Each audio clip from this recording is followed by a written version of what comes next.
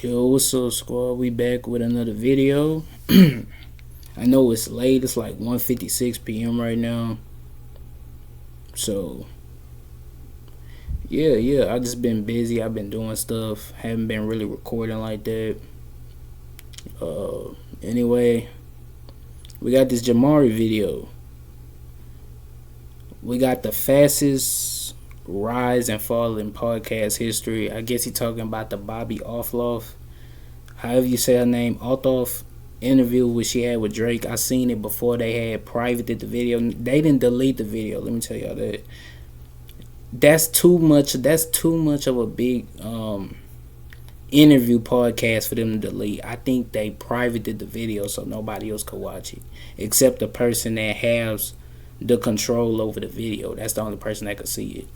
But we're gonna check out the video. We're gonna see what your boy Jamari got to say. Hey, if y'all rock with my video, hit the like and subscribe button. I don't even have to tell my day ones to do that. But it's crazy because most people that watch me don't even watch my video. The most people that subscribe don't even watch my video. But anyway, let's get into it. Ain't no holding up y'all time. Let's get 25 likes on this video.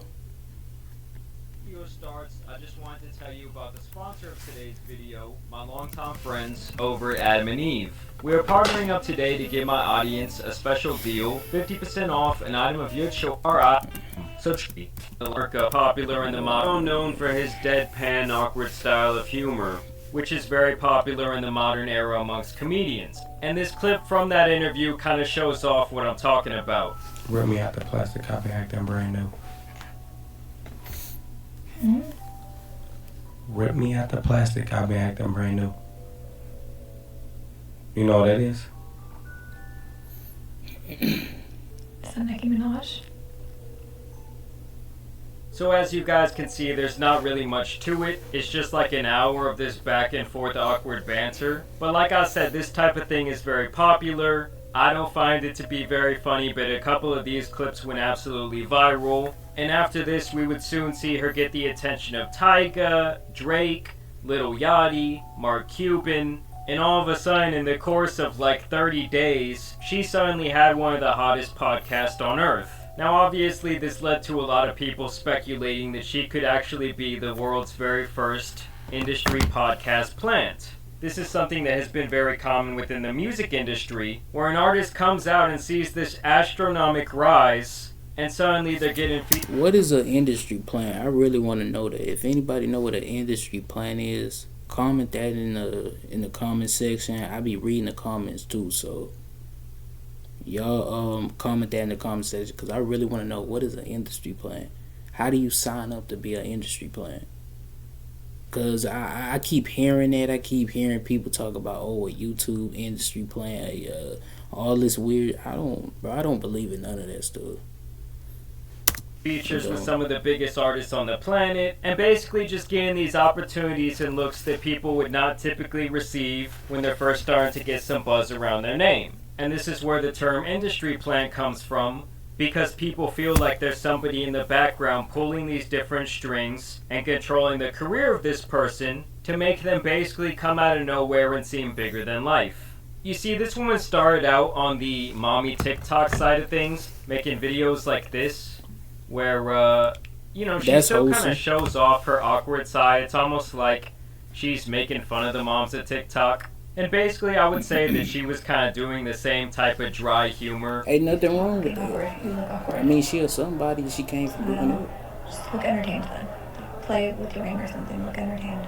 Do anything. Maybe just go to the bathroom. Maybe that'll be better. Okay. Wash your hands, but don't wash them too long. Make sure it's long enough that they know you washed your hands for the full time, but not too long. I don't really understand why people think this type of thing is funny, but then again, there's people who probably think the things that I find funny are completely idiotic. Obviously, in general, humor is one of the most subjective things on the planet. And so either way, she gets this Drake interview, and this is when she really started popping off. Am I your type? I'd do it. Thank you. Yeah, I'd do it. You do it? I asked, am I your type? And you said I do it. It's not funny. And so it's basically just an hour of this awkward situation. And obviously this is where the industry plant speculation began, as people wondered, how is this girl, who's only on her second podcast episode ever, get Drake as a guest? We know by now that Drake does not like to do interviews. Any statement that comes out from him at this point is very controlled. When it comes to these type of things, he gets the final edit. They're filming on his cameras, he has the memory cards, and basically he just has a stranglehold over the content. I guess what I'm trying to say is this man would not just do an interview with anyone, and so for him to choose her of all people to do this interview with, people found that to be very fishy. You know, it'd be one thing if she was like a DJ Academics, who by the time he started his podcast Off the Record, was already notorious for his work on Complex. Obviously, his YouTube channel had millions of subscribers and billions of views. He had already built this large fan base for himself, so it's not the craziest thing when he comes out with his podcast and gets some big-time guest. Whereas her, on the other hand, just comes out of left field at a mommy TikTok, and all of a sudden, within a month's time, she has one of the hottest podcasts on the planet. And this is actually her side of the story when it comes to how she got Drake to do this interview. Drake liked one of the videos I had uploaded, and he followed me. I didn't realize it at first. Marco called me and he was like, Bobby, look who just followed you. So I filtered it to verified only people, and I was like, Bobby. Oh my god, like why would he follow me? He's like, he liked the video, and I was like, okay, I'm gonna shoot my shot to Drake. I don't know how this. I thought the chance of him replying was like a 1%, and the chance of him saying yes was like 0.000. Yeah. I was like, there's no way. So I was like, come on my podcast. I said, when are you going to come on my podcast? And he just was. He said, game right yeah, away. he was ready to do it. I flew out there I Wow. think 3 days later. Wow. And then you're off to the races. Now you can kind of get anybody you want. Yeah. So It's what? been One fun. thing. Obviously, people felt like this story was a whole lot of cap, and that there must have been someone behind the scenes that made this all happen. Here she goes into more detail about the Drake interview. But Drake gave me the social clips that I could use. And then he was like, which one are you going to pick? I was like, I'll do this one. He's like, okay, let's just tease it. And obviously I'm going to trust him, because my initial thing was I was just going to upload the video to YouTube like I had always been doing. I had no strategy. I was on my own. Mm-hmm. I wasn't even sure how to upload to Apple at all. I didn't know anything. I was like, I don't know how to even make this a real podcast. And I posted the thing. I got a message from Andrew at WME. He says, I'm part of the touring team. Can we talk? I said, okay, because I had I didn't know what I was doing. They signed with me that night. And then So you just didn't meet with anybody else? You're just like, this guy hit you. So there she says the day after she dropped this clip, apparently some talent agent sees it. He calls her up that night and they sign this miraculous deal. No lawyers hired, no one looked at the contract, nah, she just trusted this guy. And this is what DJ Academics had to say about WME, her talent agency. An agency that's never had any foothold in podcasting comes out with an individual that has the biggest guest. So she's with WME, William Morris Endeavors. She goes out, 8 podcasts later, she's one of the biggest podcasters now. Guess the irony. Everybody, including her big guests, including the biggest guest, Drake, guess who they're signed to? WME. This is where favors get set up. I'm pretty sure somebody at WME started help pulling the strings to set all this in motion. So that's how DJ Academics feels. He's obviously very connected within the industry and has a very good understanding of the back end when it comes to all things entertainment, in both the traditional sense and in this online era. would you date someone that looks like me? Because there's just a person What does that mean?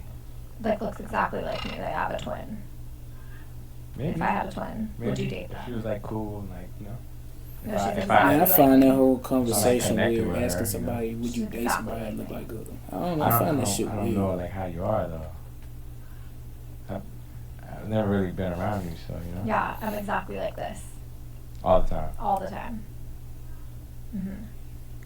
Is it kind of strange to anyone else that this woman who is married with children is constantly asking during these interviews with these rappers if basically they would go out with her, if basically they would sleep with her if they like her? Yeah, it's weird, Let me man. take your plane with me to New York. Do you want to see me on Spirit Airlines? That'd be kind of cool. And just a kind of unrelated Jesus. side note from Bro, what's up with your feet, man? Damn, imagine I used to watch his shows. I used to watch Shark Tank and all that, where these people, these contestants and all that will go up on there and try to get these billionaires to invest their money into them to make them grow and capitalize.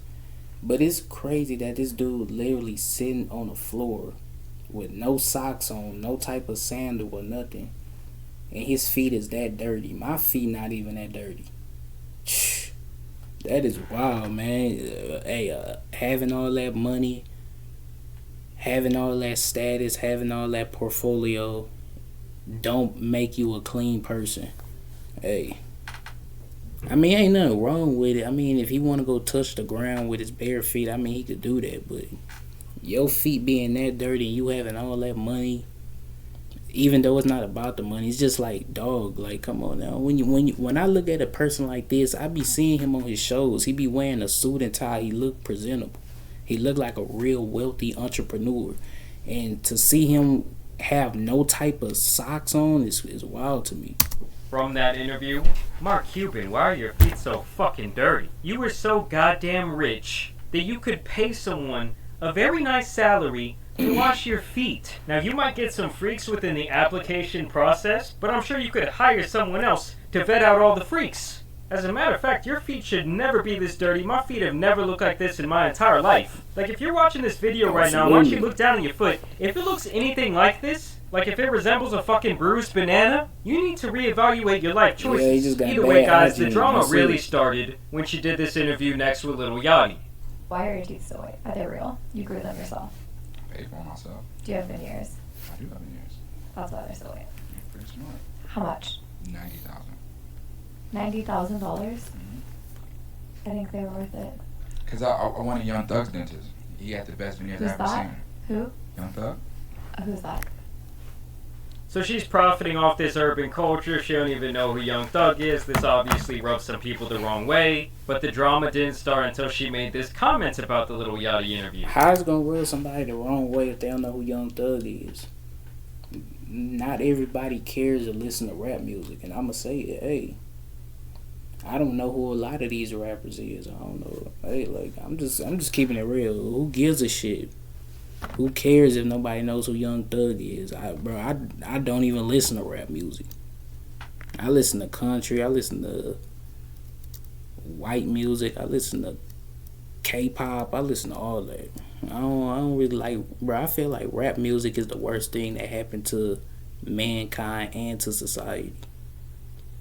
Rap music is literally the devil's music, and I don't care what nobody say. Because he was awkward. I walked into his house. He didn't even say hi to me. So then I was like, said, let's go to the bathroom. So then we go to the bathroom, and then we get out, and then he's he's just sitting there with his two assistants, and he's not even acknowledging that I'm in the room, and my camera guy's setting up. I'm just sitting there on my phone, I'm trying, and then he comes up, he's like, oh, hi, he gives me a half hug, and I'm just like, hi, then goes back to his spot, and I'm like, dude, I don't even want to do this. I'm texting my friend, Ashley, I need to leave, this is so awkward, I don't want, what am I doing here? And then she's lean into this during the interview, call it out. So then during our interview, I was able to be why did you do that? Why did you make me feel like that? Yeah, so it was actually it worked out. So after this clip went viral, people were basically saying that she was biting the hand that feeds her, saying that she was ungrateful, and people also questioned this overall change in her temperament when she went on this show with Dave Portnoy and his crew versus the way she acts around these various rappers. And essentially there was a lot of negative commentary around her name. And then gasoline really got poured on that fire when she posted this video of herself at a Drake concert and it went viral.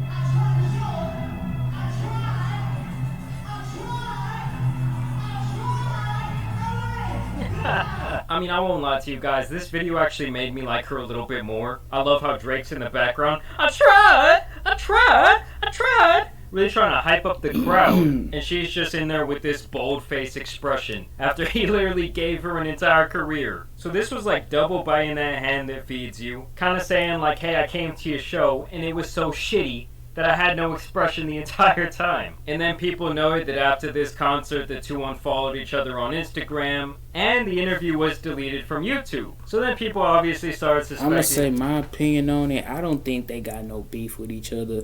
I think this was all for capital to be capitalized. I think this is to get Drake and her buzzing on the internet, and this probably was more promotion for Drake for his upcoming album for All the Dogs that's coming out soon. I think this all just a big capitalized situation. I don't think they got no beef, and if you know Drake, I'm gonna say his track record. He known for doing stuff like this, like the whole Ice Spice. I don't really know about that, but I don't think it's no beef with Bobby Althoff or Drake or none of that. Or I don't think it's nothing weird about that. I think it was.